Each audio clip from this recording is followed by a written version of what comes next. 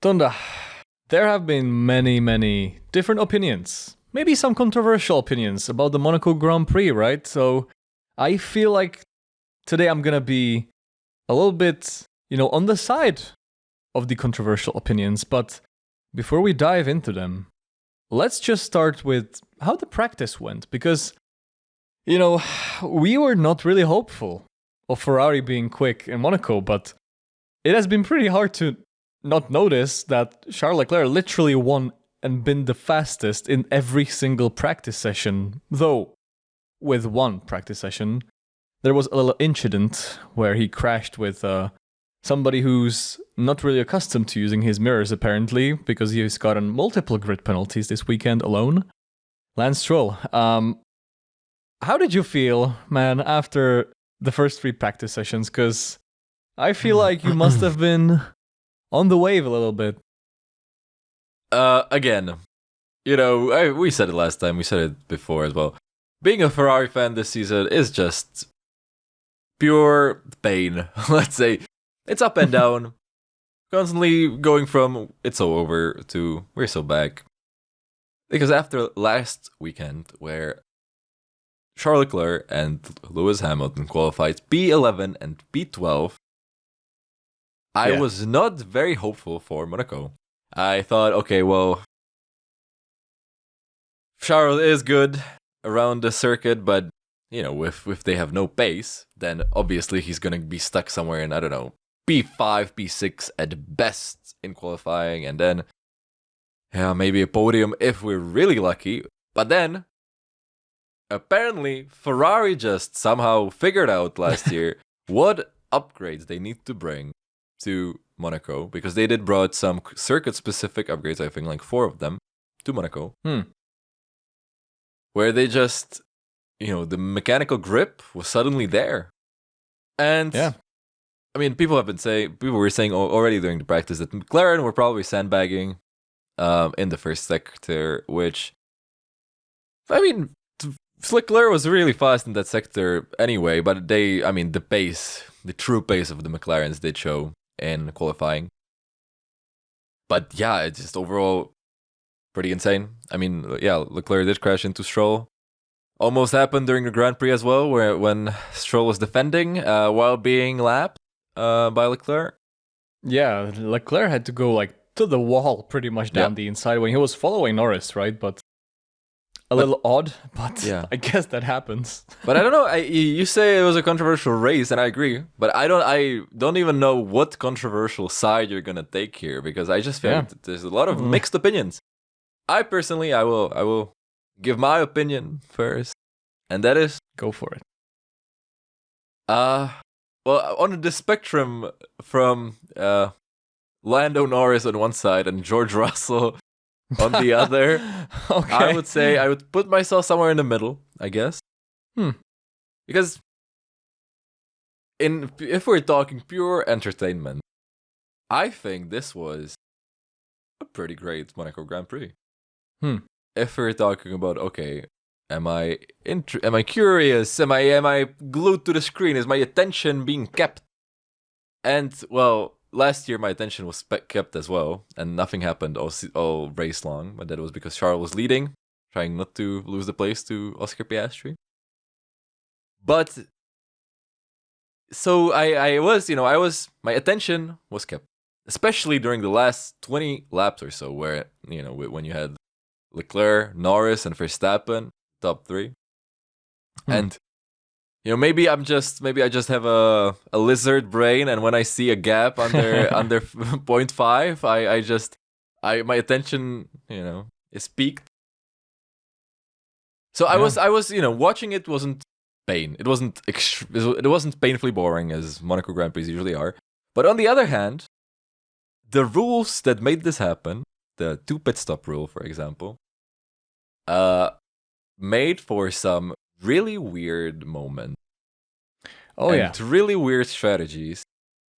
Which, if we're talking in terms of what is best for the sake of the drivers and for the sake of racing and for the sake of, I don't know, fair competition or whatever, was it a great Grand Prix? I'm not sure. It was, because it was I think for most of the drivers, it was pretty painful, and it was really bizarre, and it didn't always feel like this is what Formula One should be.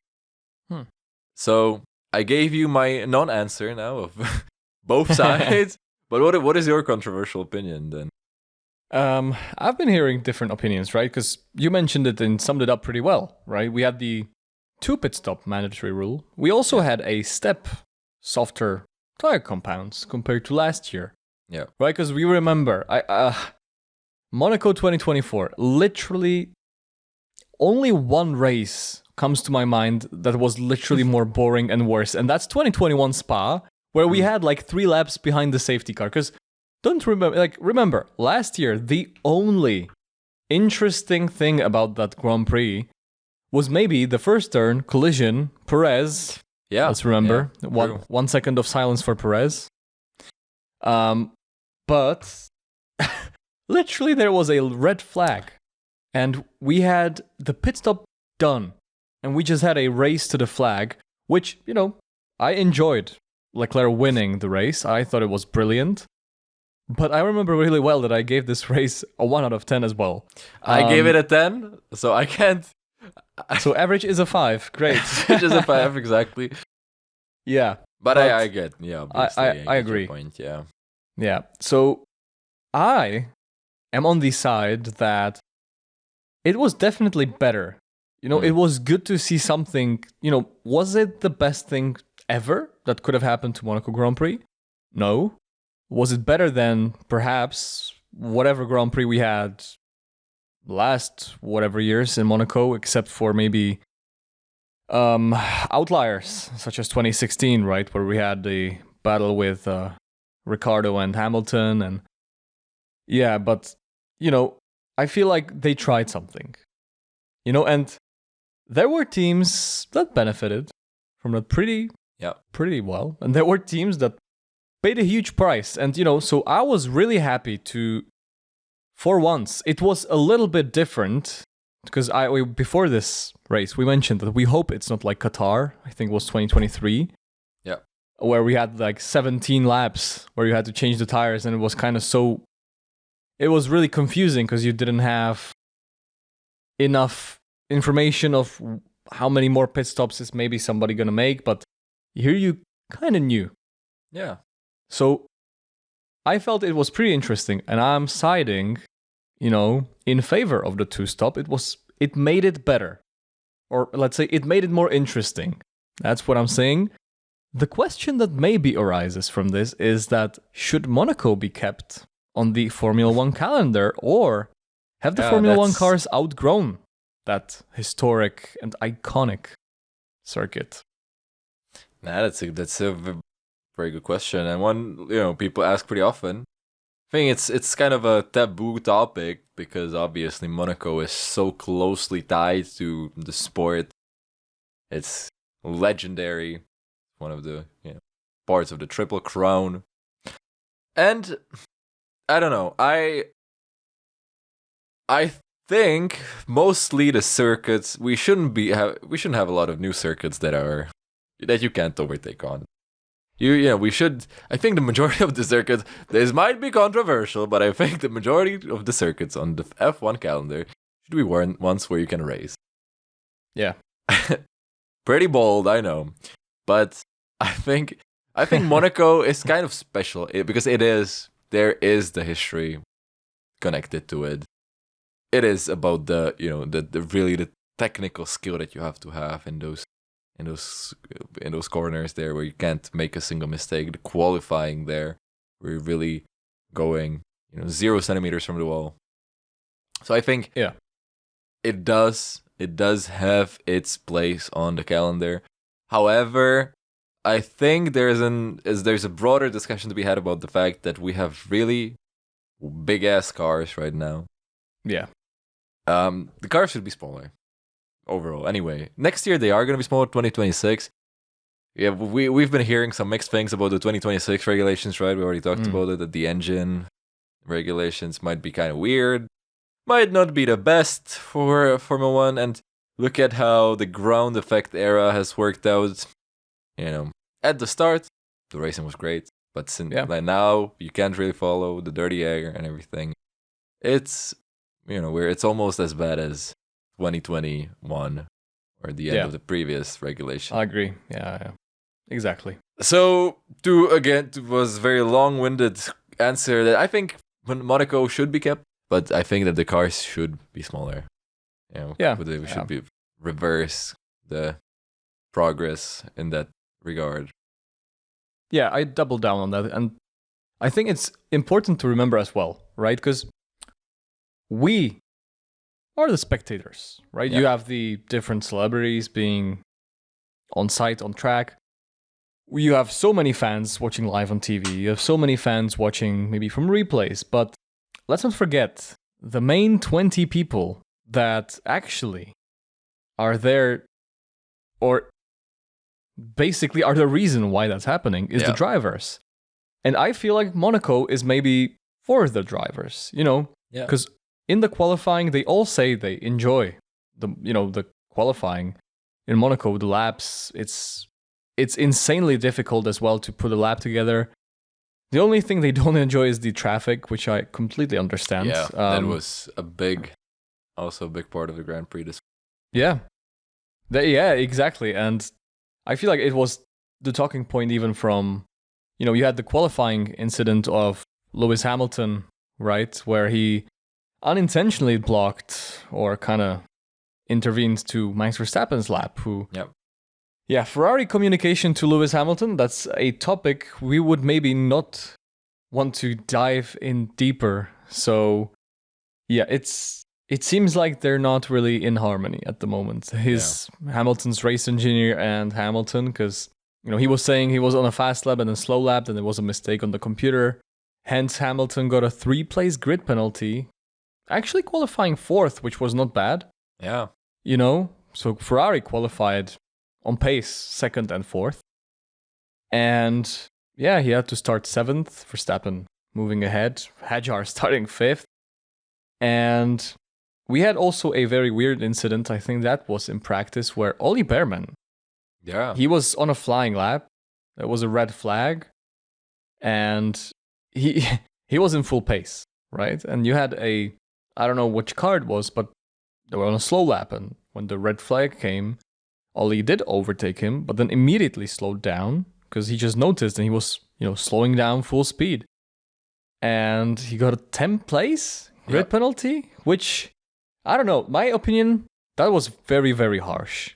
I in agree. Monaco as well. Also for an incident in practice. Yeah. People have been saying that he got the 10th place grid penalty, not for the incident, but also for speaking up against the FIA. Which he did in media after the first incident. So, that is another bit of conspiracy there. But yeah, not the most fun weekend for Ollie Behrman. And also, this is not that much related, but F2 saw a giant crash. I don't know if you saw that in the first lap, first turn. A giant pileup of cars. It was like 12 cars, I think. Yeah. It was crazy. But at the start of the Grand Prix, the F1 Grand Prix, I thought for a second that we're gonna have a repeat. Because Lando Norris had a double lockup on the front tires, on the front wheels, and as Oscar Piastri said, I thought you were gonna go into the wall. What did you think at the start of the Grand Prix? That was pretty interesting because Lando Norris, obviously, he locked up pretty hard. And I almost thought that Leclerc was bound to do the switchback, that Norris is just gonna go straight on. And that Leclerc is just gonna cut over and he's just gonna go. But he kept it all together. Yeah. Insane. Which was, it was pretty insane. But I think the start of the F1 cars was pretty civilized. Nothing really happening except for, I think it was it was around the casino, right? Where I think Bortoleto overtook Antonelli. Yeah. And then Antonelli sent it on Bortoleto back, which resulted in Bortoleto crashing, which was pretty bizarre. But yeah. Let's go back to Mercedes, because they had literally their worst qualifying session of the modern era of Mercedes, I think, which is, that's, I think, for their existence since 2010 in the modern era, that's 15 years of... I didn't even know. I did not know that it was the worst.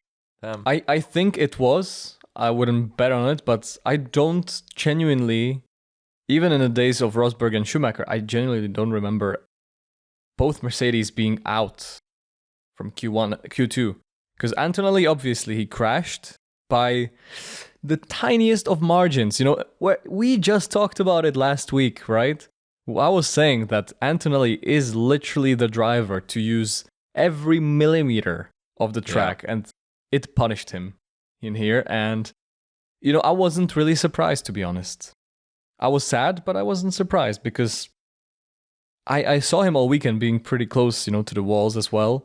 And I know that when he starts pushing and when he starts to get the thousandths of a second out of the car, that's where he really goes millimeters to walls and to curbs. So Monaco bit back, but George Russell also had a bizarre moment where he was getting pushed. I think there's going to be a lot of memes flying around with that, where he got pushed by the marshals and they were actually switching to who's going to push, but I think he had an engine failure, right? Or some hydraulic failure. So they ended up 14th and 15th, respectively, qualifying, which kind of closed the door on potential points in the race. Well, and that's not to mention the experience that they had during the race, being backed up by the Williams of Alex Albon. Oh, yeah. Because as we saw during the Grand Prix, during the race, I mean, you don't have to go into too much detail if we all saw, but the teams, found that if your two drivers are close together, this is pretty good strategy that you can use.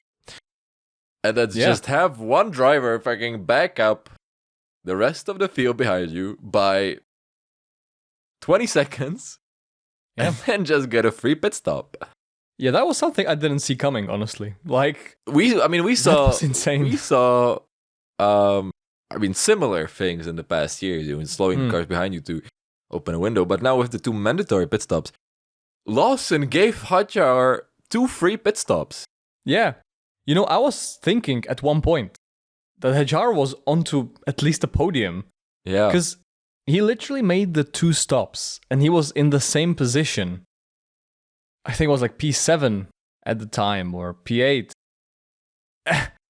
It was, and at that time, I think the leader, who was Lando Norris, he was still less than 20 seconds ahead of Hadjar. So yeah, that was quite bizarre, Liam Lawson parking the bus and doing a brilliant job, not getting overtaken and driving pretty much on pace or even slower than F2 cars, right? And then the James Vowles strategy also did the same thing. Same thing. Williams with Alex Albon, which, did not make George Russell very happy because he was behind Alex Albon. And then at one point, he just decided, screw this. I'm not doing this anymore. I'm just going to cut the chicane after the tunnel. And he did that. And he just said, I'm going to take the penalty. So I'm just going to take the 5-second penalty. This is not worth. This is not worth it. I mean, obviously the stewards, if they let that go, if they would let him do that, and if they gave him a small penalty, that would have been it probably for any respect F1 has. But so they gave him a drive-through penalty. Yep. And also on the broadcast, on the F1 TV commentators, Julian Palmer was very upset. By George Russell, saying that he made a mockery of the rules. Oh. So, I mean, the funniest thing, and can't even... I can't believe I'm saying this, but George Russell serving the drive-through penalty actually came ahead of Alex Albon. Really strange things going on in this race. But I think, in the aftermath of all this is also pretty funny. I mean, Alex Albon then paid for George's dinner, as we saw. Yeah, it was funny because I think George Russell put in an Instagram post saying that Albono dinner's on you.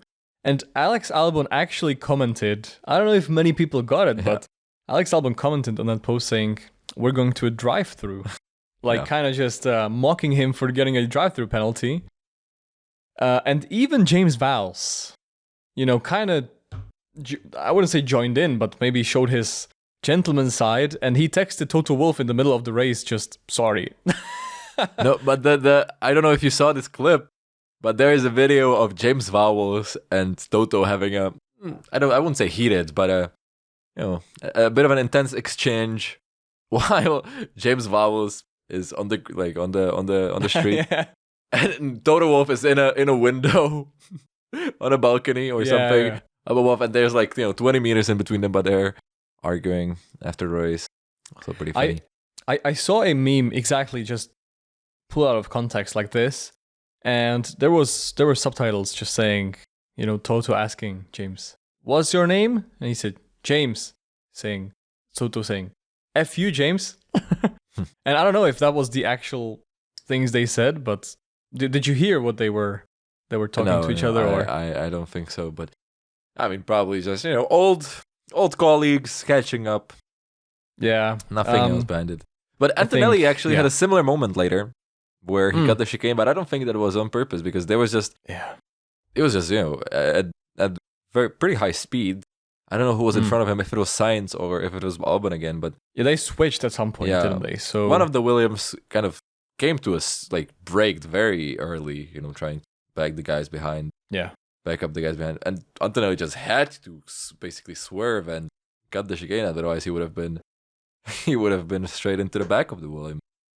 So it is, I can see the point of George that this is also quite dangerous at times, if not done 100%. Correctly. Yeah, because you're braking. You assume that the person in front of you is going to brake, is going to go full speed on the straight and then brake at one point. But if they do that earlier, or if they don't go full speed, then you're just, we saw what happened in 2021 when Max Verstappen was giving Lewis back a place, and Hamilton didn't know about it, so he just crashed into him because Max was going slowly. The memories. So I understand, but George was really out of his mind after race. In the interviews, he was saying, "Oh, we might as well have a plane flying over the track and put water on the track at some point, or we should race in Lego cars." Or so he was not happy. Yeah, I mean, I can imagine his POV, because I'm saying, I'm siding with the opinion that it made it more interesting. Yeah. But I'm not completely saying it was the way to go. It was good that they, it's just good to see that the F1 or the Liberty Media or whoever's in charge in these days, but it's just good to see that they acknowledge the fact that Monaco Grand Prix is simply not that interesting to be looking at when it's race day. And I think it goes a long way to see them try and do something different. And, for some teams it worked out. Like, for example, it did to VCAR because they scored, double points. Yeah. Amazingly. And Esteban as well also in the points.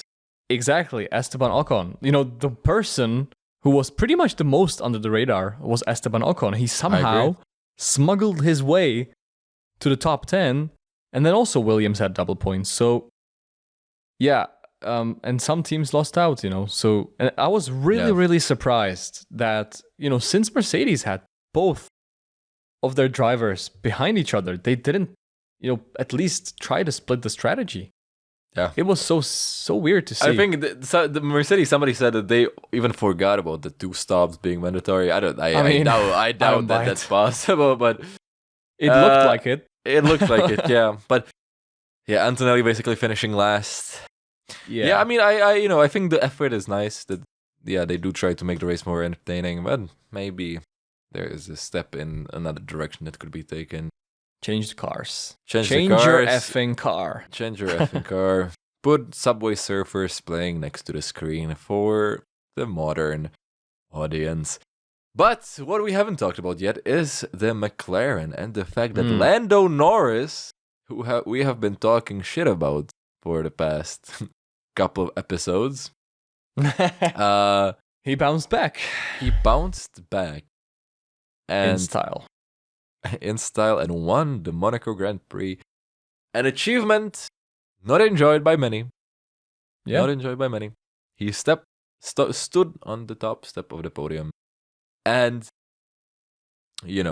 as much as we are now the Ferrari team propaganda, a podcast, I think you have to hand it to Lando for his drive this weekend. Of course, there is the argument of the McLaren is a very fast car, and it's hard to argue against that. But even if you have the fastest car, it is still Monaco, and it's still not a track where you can drive with your eyes closed or something. Yeah, the time doesn't come easy.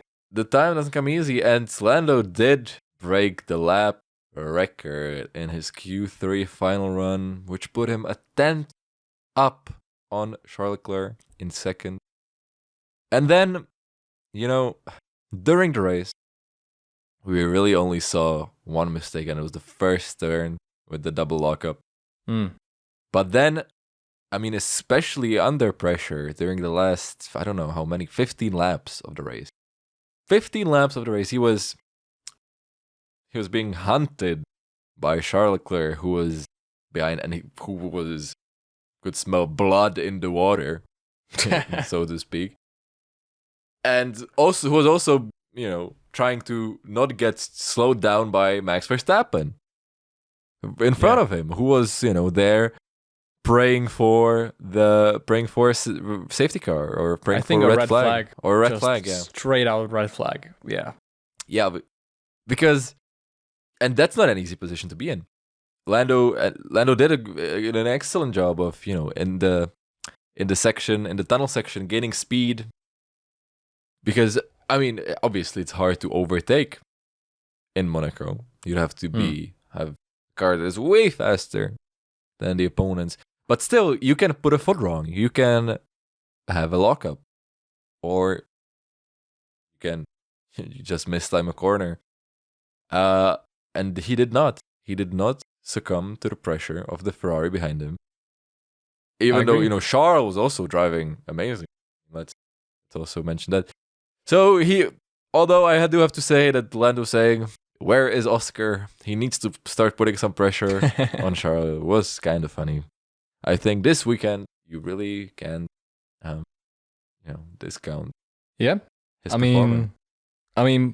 pole, fastest lap, race win. It's hard to argue against that. And as you say, the new track record, the first ever to drive under 70 seconds around the lap of Monaco, so it was a 19.954, I think. Yeah. And that's actually like a bit over 2/10 quicker than the 2019 pole set by none other than Lewis Hamilton.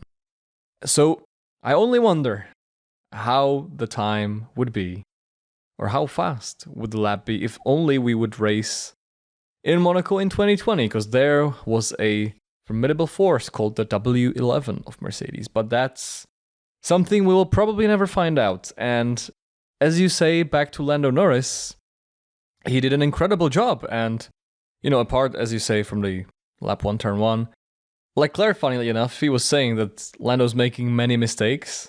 I don't know, we couldn't see anything, but can you really make much mistakes if you're going, let's say, 2 seconds a lap slower than your potential pace?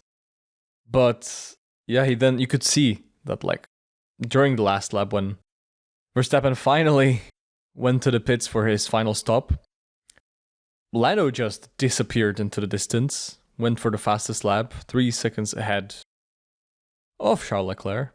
And just kind of touching upon what you're saying, how much delta you need to pass a car ahead of you.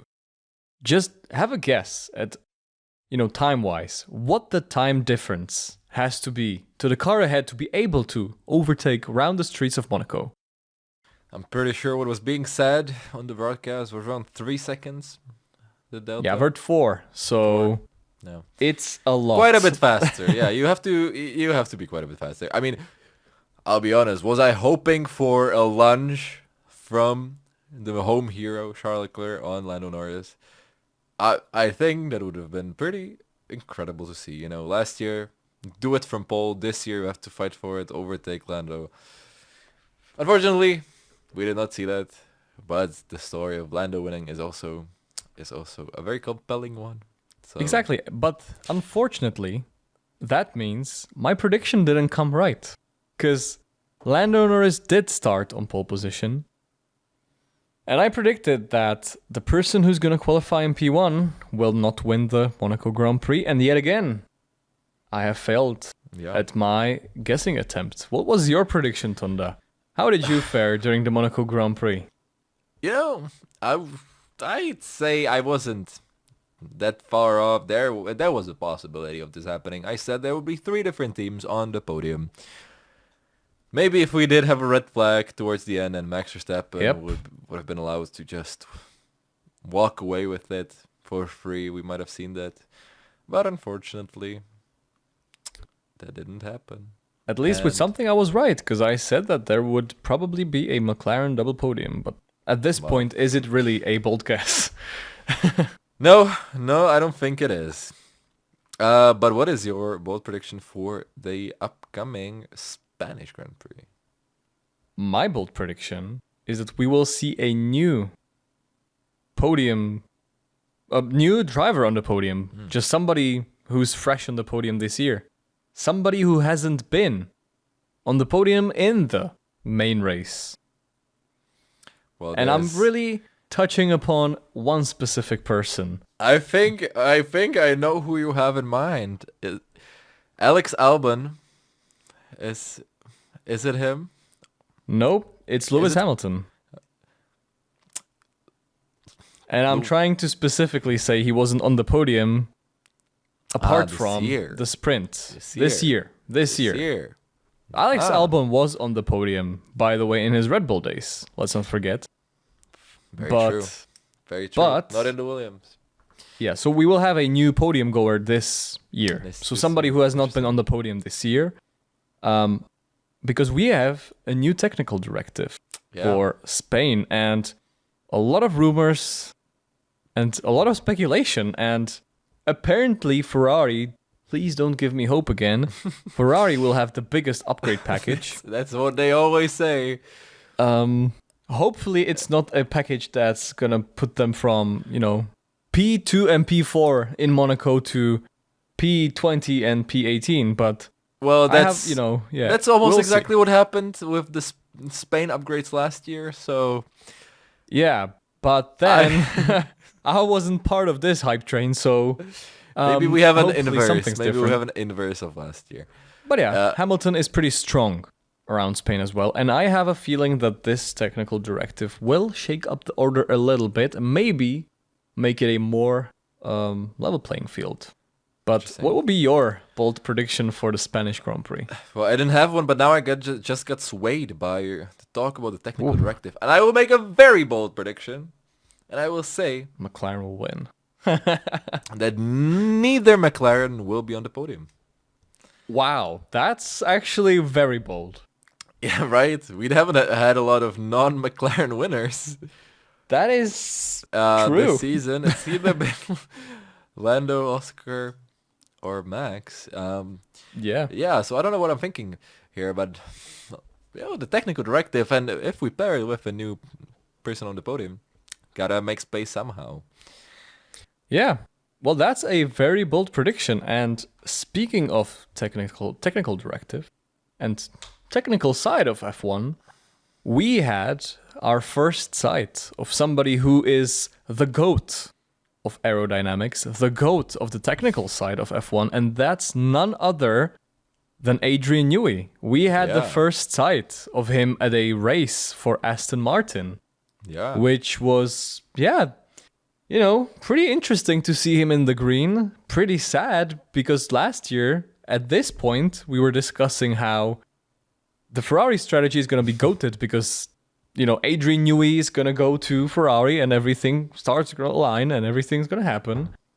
And it didn't. But, seems like, Aston Martin is also preparing some upgrades, I think, for Silverstone. Yep, that are supposed to, increase the car's potential further. But we had, the talk of Fernando Alonso. We talked about him. I predicted he's going to finally get points. And it again seemed like he will be in the points. Can this man get a break? Because this is ridiculous. He still he didn't have a single point on the board. The third season in history of Fernando Alonso where he has not scored a point in either of the first 8 Grand Prix. This has not happened since 2015 in the McLaren Honda. Good old days. It's not a... So let's hope for the sake of the 43-year-old veteran that he will still see some better days in the Aston Martin. But I think with the recent performance, that is likely coming. Spanish GP has to be it. His home race. Maybe he's your new podium. Maybe Carlos Sainz could get a podium at his home Grand Prix in a Williams. The technical directive, it's... I don't want to go and dream and be bold, saying that maybe Williams will be now the second fastest team and Ferrari will be the first. And I don't think it's going to be as extensive, There have been talks that I think the most affected teams will be Mercedes and McLaren, because Mercedes literally revolved their, not really car philosophy, but a lot of car characteristics. Just the whole car has been revolved around the front wing, which is very flexy. The rear wing as well. McLaren, so as well. Red Bull maybe the third. That's taking the most advantage out of the flexi wings. And then perhaps Ferrari. But not sure about the rest. I don't think the rest of the grid really had the budget last year to be inventing a flexi front wing, so I'm pretty excited for Spain, and it's a triple header, isn't it? So we won't have to wait long, but I don't know. What's your view of the technical directive? Do you have hope that there's going to be big changes, or... You can always have hope. I think it might be nice to see things shaken up. And also, I think it's worth mentioning that now after his Grand Prix and Ferrari being a bit more lucky than they have been this season, the Constructors' Championship is way closer than I thought it was. Well, not P1. Yeah, P1 is dominant. McLaren has more than double the points of the next best guys. But Red Bull, Mercedes, and Ferrari are separated by 5 points. Yeah, I've seen. And I was surprised, as you are, right? I was surprised as well. I didn't know it's so close. Which... Actually, if Charles Leclerc and Lewis Hamilton weren't disqualified back in China, Ferrari would have been P2, which it doesn't feel like it should be right with what has been going on this season. Just doesn't. But Mercedes is also quite unlucky a few times, and Red Bull, well, that's still the Max Verstappen show. So. It is, and Yuki Tsunoda didn't really seem to, he didn't have the pace this weekend as well, and I'm not sure what more to say about that, because... maybe didn't score in points Spain. again. Yeah, maybe in Spain. Yuki Tsunoda, world champion. That's our answer to everything this week. Maybe in Spain. But now, I think it's time to say who your driver, or our driver of the weekend would be here. Yeah. Straight F1. This is a difficult one. And I have a feeling that I know what you are going to go for. Might be. But I'm going to try a reverse psychology. Okay, I'm going to be surprised if you don't put the driver I think you're going to put. Okay, let's put it that way. We're playing mind games here now, okay. But, I see. Wait for Spain. Maybe in Spain. Wait. But my driver of the weekend genuinely is Lando Norris. Because he did put everything together. Yeah. And yeah, I don't know. There is not much to say. He did outbrake himself into turn 1 a little bit, but if he lost the position, another story. But he maximized whatever there was to be. And yeah, that's why he's my driver of the weekend. What about you, Tonda? Am I smelling a double down, or am I smelling somebody in a red suit? Well, white suit, actually. But oh, yeah. Well, not so white after the race anymore, if you've seen the clips. I have not. But I think, since we now have two categories of a biggest winner and driver of the weekend, I think it's quite blurry sometimes. We're switching the two. But look, it's called driver of the weekend, not driver of the Sunday. And Charles Leclerc, if we also count in the practice sessions, he led 7 sessions straight. If we count in the previous ones from last year. No, obviously, Charles Leclerc did not win, but I think that in the context of this season, I think I would give him the driver of the I would agree. Weekend. Yeah, it's hard to dispute that. But if you allowed me to skip around a little bit here, I will say that I would put Lando Norris as the biggest winner of the weekend. And not only because, again, he's shown that he is, after a streak of Piastri wins, he's shown that I am here too, guys, and I can win the Monaco Grand Prix, and I can set the lap record, and I can drive like this. So it was also a bit of a statement. If you remember the statement post on Instagram by one of Lando Norris. Anyway, doesn't matter. It was a bit of a statement from Lando Norris. And it also brought him, way closer to P1 in the Drivers' Championship standing, which he is now, I think, also about only 3 points behind his teammate. So it really did close the gaps, which is why I think he would be the winner. Yeah, definitely. I think that's hard to argue, but I actually have a different biggest winner. But before we go there, who would be your bottom field driver of the weekend? Look, I feel like we've been saying two guys this season. And one of them we had to stop saying because now Williams are not a bottom field team anymore. Yeah. Apparently. So, look, Isaac Hadjar, did the guy start in P5 or did the guy not start in P5? He absolutely did. I mean, and then with a little help of his friends, as the Beatles would say, Liam Lawson had it in the points, a double points for VCARB. I can't ask for anything more from a rookie who now, by the way, has more points than Yuki and Liam combined. Oh my God, that's maybe in Spain, but maybe in Spain. Yeah, well, for me, I would 100% generally double down on Isaac Hadjar. He's been doing a phenomenal job. And I don't want this to become a glazing F1 podcast, but, he's been brilliant. And he, for me, so far, is probably the surprise of the season. Yeah. 10th in the standings, by the way. Yeah, and I think, going into the season, he was really underrated. And, his debut didn't help him much, but his first race in Australia, but ever since then he hasn't put a foot wrong, and he's been on par with Tsunoda, beating Tsunoda, and now he's convincingly, beating Lawson. Yeah. Put him in the Red Bull car, see what happens. Oh God, let's not do that. But who would be your winner? Well, I'm gonna say my bottom field driver. Yeah.